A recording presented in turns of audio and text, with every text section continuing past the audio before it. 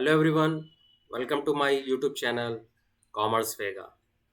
तो जैसे कि आप सभी जानते हैं कि हमने पिछली क्लास में रिवोल्यूशन अकाउंट सीखा था।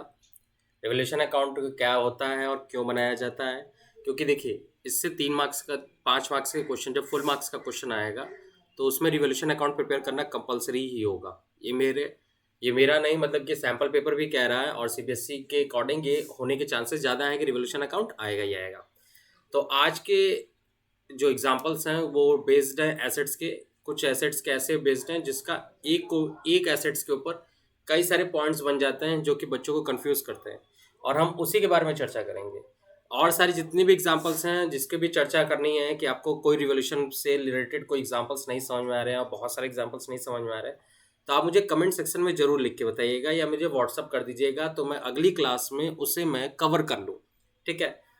अपने फ्रेंड्स लोग से इसे जरूर से शेयर करिएगा, क्योंकि शायद हो सकता है कि उन्हें ये इम्पोर्टेंट लगे। आपको तो लगेगा ही लगेगा, लेकिन उन्हें भी शायद इम्पोर्टेंट लगे। आपके सपोर्ट की बहुत ज़रूरत है। आप जितना ज़्यादा सपोर्ट करेंगे उतना ज़्यादा ये वायरल होगा। ठीक है। सो स्टार्ट करते हैं। सबसे पहले देखिए यहाँ पे मैंने लिख रखा है पहले से ही, stock value increase by 10,000। Book value कितनी है? 50,000। मतलब बुक वैल्यू का मतलब पहले समझाता हूँ आपको। फिर स्टॉक वैल्यू इंक्रीज बाय 10,000 का मतलब क्या होता है? देखो, बुक वैल्यू का मतलब ये होता है कि जो बैलेंस शीट में वैल्यू लिखी होती है ना, जब आपके क्वेश्चन में बैलेंस शीट दिया होगा उसमें स्टॉक की वैल्यू 50,000 लिखी है। अब वो ये कह रहा है, क्वेश्चन ये कह रहा है कि स्टॉक की वैल्यू अब कितने से इंक्रीज हो गई? 10,000 से इंक्रीज हो गई। मतलब कि अब जो न्यू वैल्यू हो गई वो कितनी हो गई? 60,000। मतलब कि पुरानी वैल्यू 50 थी, 10,000 से इंक्रीज हुई और न्यू वैल्यू कितनी हो गई? 60,000 हो गई। तो अब ये बताइए कि स्टॉक की वैल्यू बढ़ने से आपको प्रॉफिट होता है कि लॉस होता है?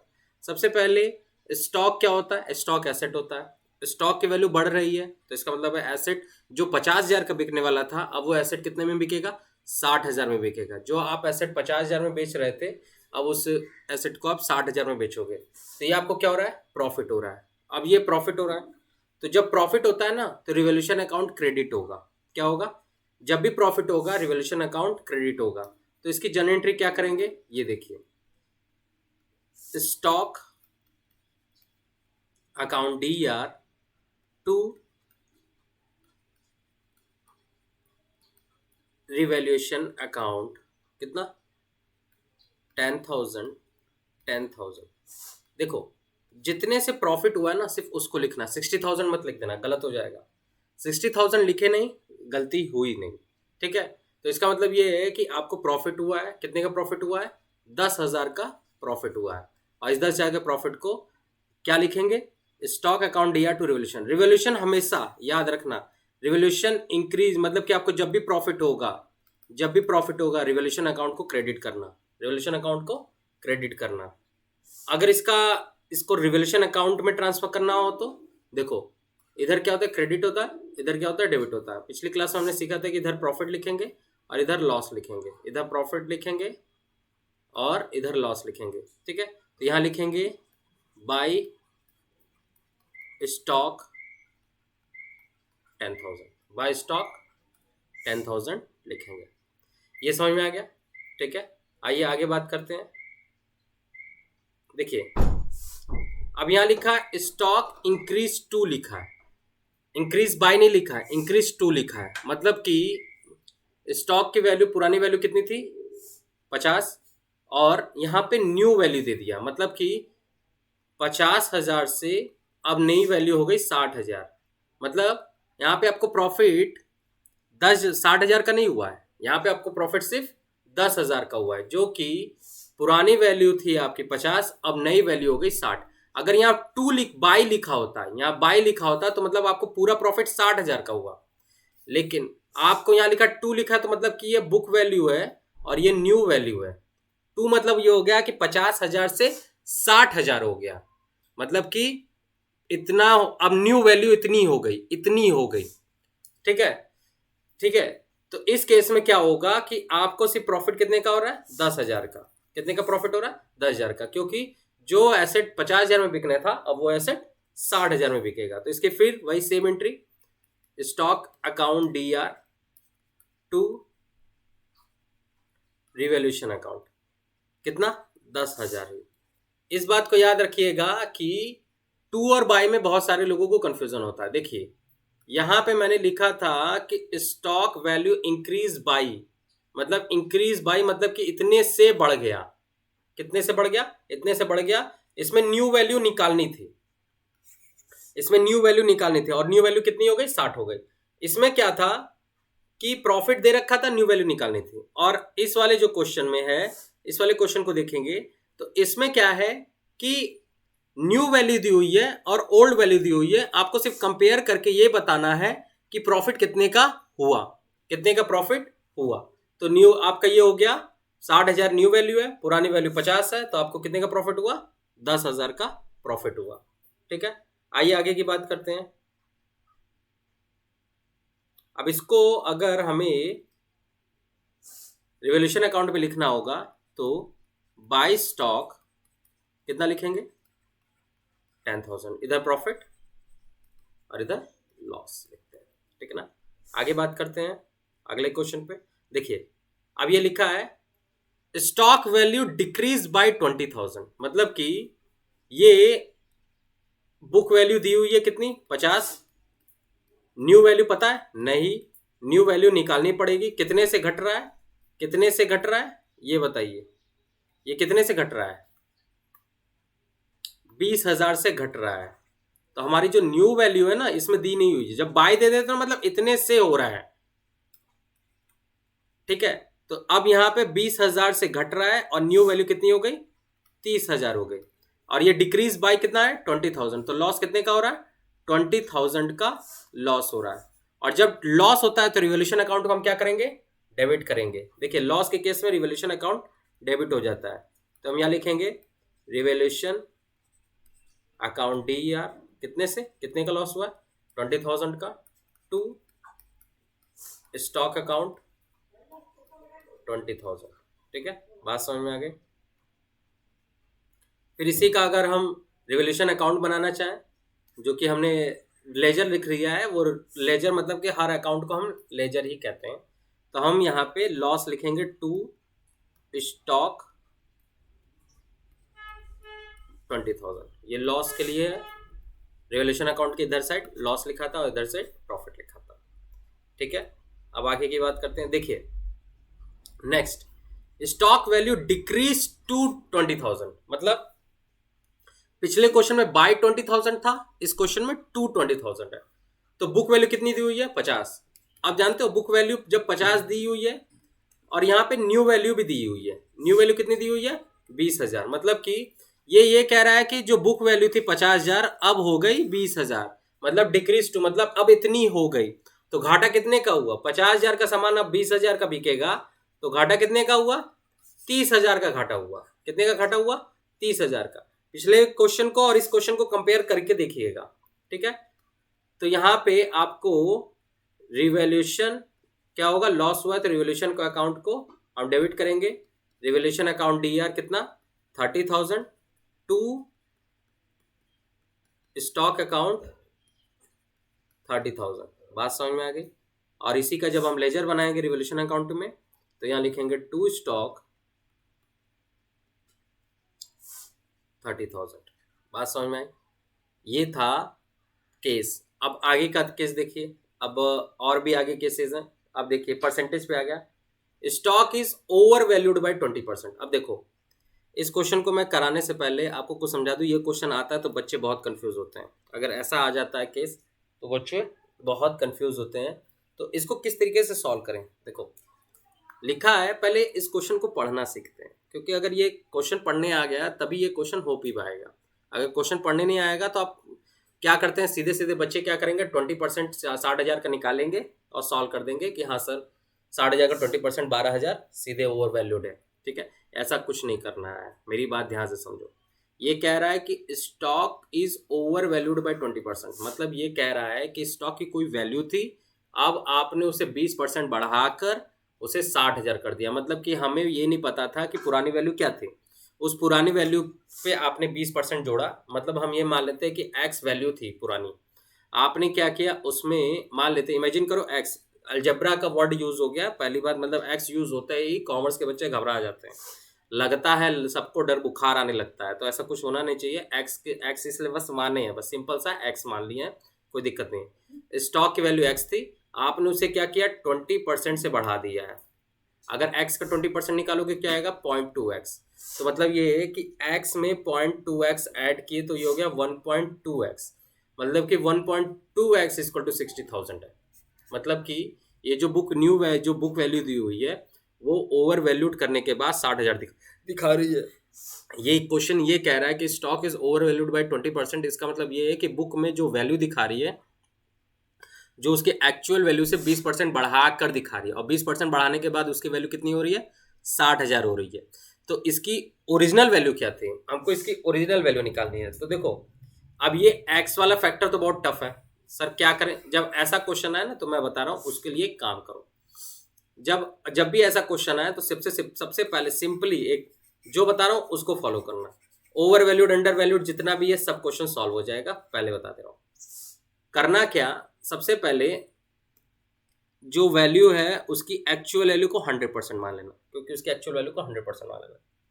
ओवर वैल्यूड की गई है, मतलब ओवर वैल्यूड मतलब बढ़ाई गई है, वैल्यू को क्या की गई है बढ़ाई गई है। कितने से बढ़ाई गई है सर 20% से, 20% से बढ़ाई गई है।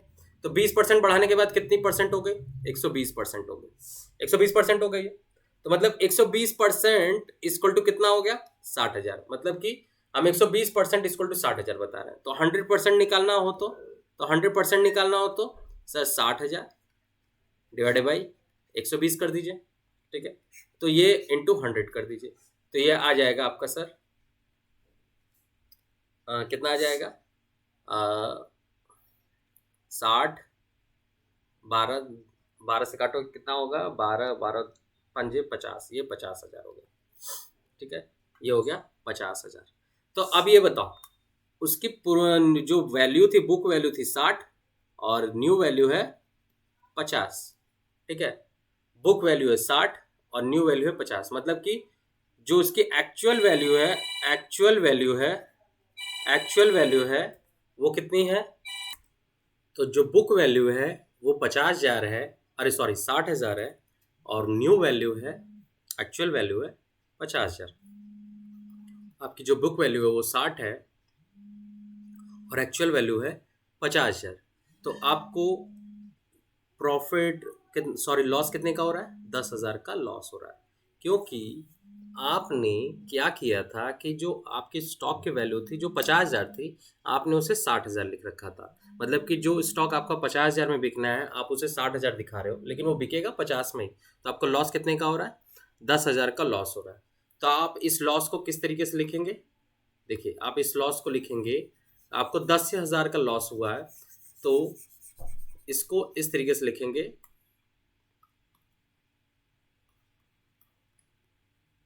रिवॉल्यूशन अकाउंट DER टू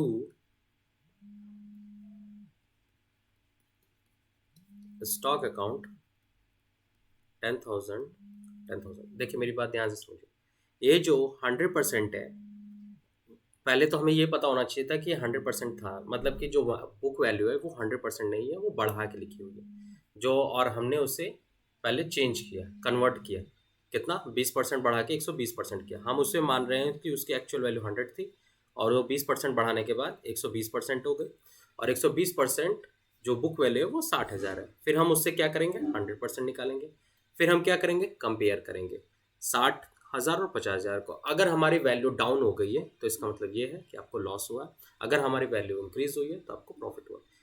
तो ये हो गया इसका क्वेश्चन। तो इसका जब हम रिवोल्यूशन बनाएंगे तो कैसे करेंगे, जब रिवोल्यूशन बनाएंगे तो आपको लॉस कितने का हुआ 10,000 का, तो टू स्टॉक लिखिएगा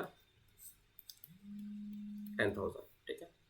आगे की बात करते हैं, stock is under valued by 20%। अब यहाँ देखिए stock is under valued by 20% है, तो मैं इसकी एक्चुअल वैल्यू मुझे नहीं पता, तो मैं इसकी एक्चुअल वैल्यू को क्या मानूंगा पहले 100%। इस क्वेश्चन को सॉल्व करने का यही तरीका है और कोई तरीका नहीं है। इस क्वेश्चन को सॉल्व करने का यही तरीका है कि अगर आपको परसेंटेज ओवर वैल्यूड और अंडर वैल्यूड दे तो सबसे पहले 100% मान लेना ओरिजिनल वैल्यू, और अंडर वैल्यूड है तो मतलब कि तुमने घटा के लिखा है, क्या लिखा है घटा के लिखा है, तो इसमें से क्या करोगे, माइनस करोगे। कितना माइनस करोगे, 20% माइनस करोगे। और जैसे ही 20% माइनस करोगे तो इसकी एक्चुअल वैल्यू कितनी हो जाएगी, 80% हो जाएगी। कितनी हो जाएगी, 80% हो जाएगी। और अब एक्चुअल वैल्यू कितनी होगी, 80% हो गई। मतलब कि हम उसकी ओरिजिनल वैल्यू को 100% मान रहे थे, 20% हमने लेस किया, और अब एक्चुअल वैल्यू हो गई 80% हो गई। अब 80% हमको कैलकुलेट करना है, तो हम क्या करेंगे, पहले 40,000 डिवाइडेड बाई 80% करेंगे। हमें 100% कैलकुलेट करना है। हम 80% से क्या करेंगे, इसे डिवाइड करेंगे, 80 से डिवाइड करेंगे और 100 से मल्टीप्लाई करेंगे।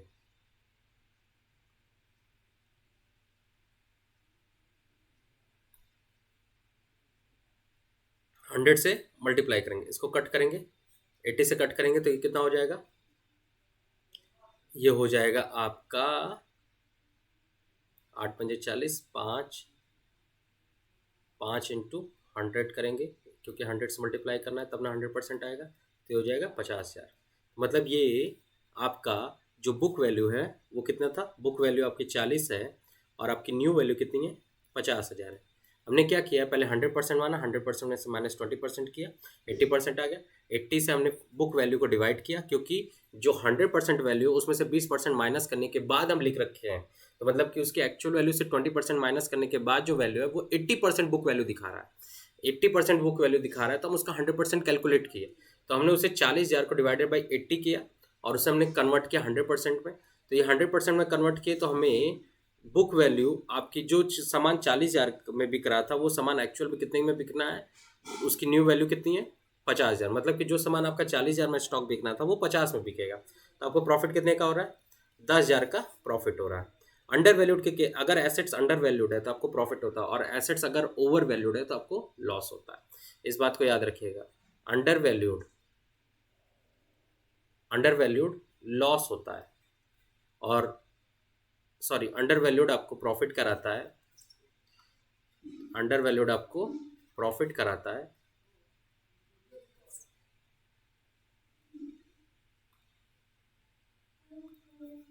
अंडर वैल्यूड आपको प्रॉफिट कराता है। और ओवर वैल्यूड से अगर एसेट ओवर वैल्यूड है तो आपको लॉस होता है। इस बात को याद रखिएगा। तो आपको यहाँ पे प्रॉफिट हो रहा है, तो इस केस में आपकी एंट्री हो जाएगी stock account DR to revaluation account 10,000। ठीक है। अब इसका जब हम रिवैल्यूएशन अकाउंट बनाएंगे तो यहाँ क्या लिखेंगे, बाय स्टॉक कितना लिखेंगे, 10,000। ठीक है, बात समझ में आ गई।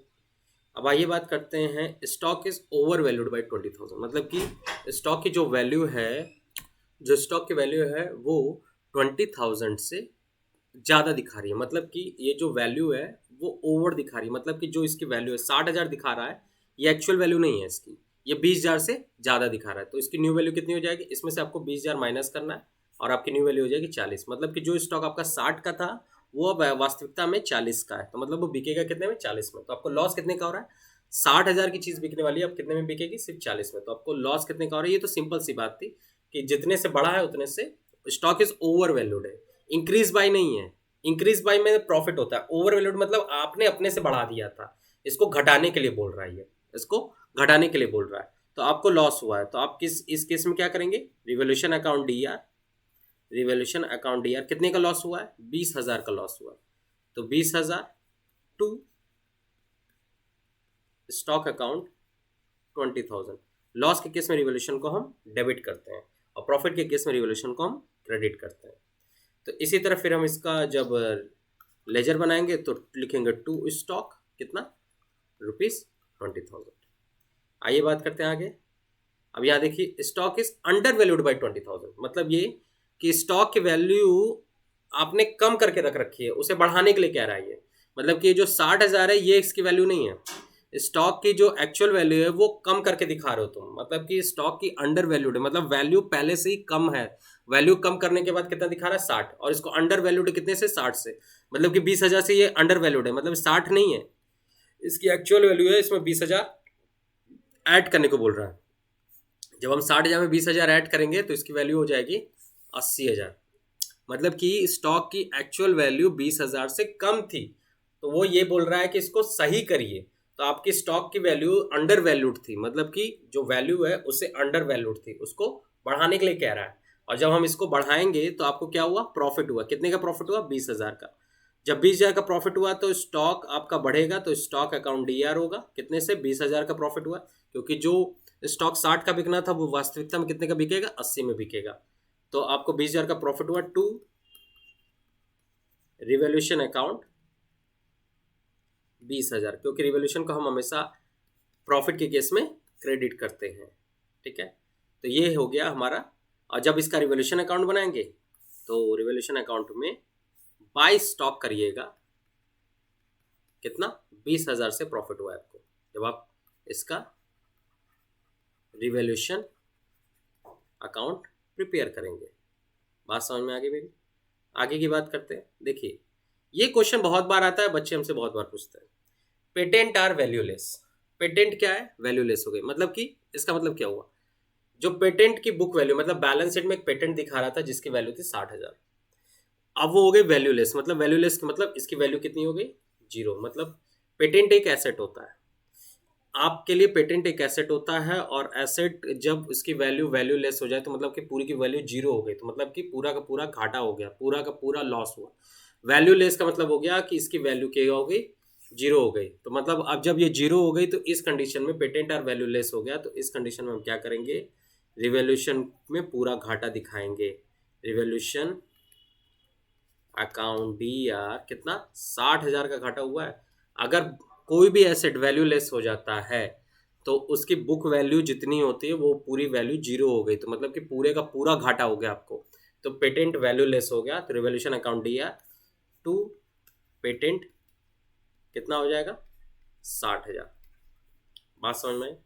ठीक है, अगर वैल्यूलेस से कोई भी आया है, जैसे पेटेंट यार कॉपीराइट आ गया, कॉपीराइट आर वैल्यूलेस आ गया, पेटेंट आर इंटेंजिबल एसेट ही जनरली वैल्यूलेस होते हैं।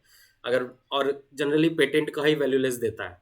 ठीक है, तो पेटेंट आर वैल्यूलेस आ गया तो बुक वैल्यू इसकी जितनी होगी वो आपका पूरा पूरा लॉस हो गया, आप उसे रिवॉल्यूशन अकाउंट में लॉस के रूप में दिखाएंगे। ठीक है, और रिवॉल्यूशन में जब जाओगे तो यहाँ दिखाओगे टू पेटेंट कितना, 60,000। ठीक है, कितना दिखाओगे, 60,000 दिखाओगे। उसके आगे की बात करते हैं, अनरिकॉर्डेड इन्वेस्टमेंट ₹10,000। अब ये देखो, जब भी कोई एसेट हो वो अनरिकॉर्डेड इन्वेस्टमेंट है, मतलब कि ऐसा कोई एसेट जो कि पहले कभी लिखे नहीं थे बैलेंस शीट में, सामने से मिल जाए। जैसे एक दिन कमरे की सफाई कर रहे थे, कमरे में हमें एक सोने का बाउल मिल गया, मतलब सोने की कटोरी मिल गई, तो खुशी होगी कि नहीं होगी? हाँ, ये अनरिकॉर्डेड था, मतलब कि आपको कभी पता नहीं था कि आपके पास इन्वेस्टमेंट है, और आपको पता चल जाए कि हाँ आपके पास इन्वेस्टमेंट है। मतलब कि इन्वेस्टमेंट, आपको कोई इन्वेस्टमेंट बाहर से मिल गई, मतलब कि पहली बार मिल जाए तो वो आपके लिए प्रॉफिट होता है। अनरिकॉर्डेड एसेट्स ऑलवेज प्रॉफिट, ये क्या है आपके लिए, प्रॉफिट है।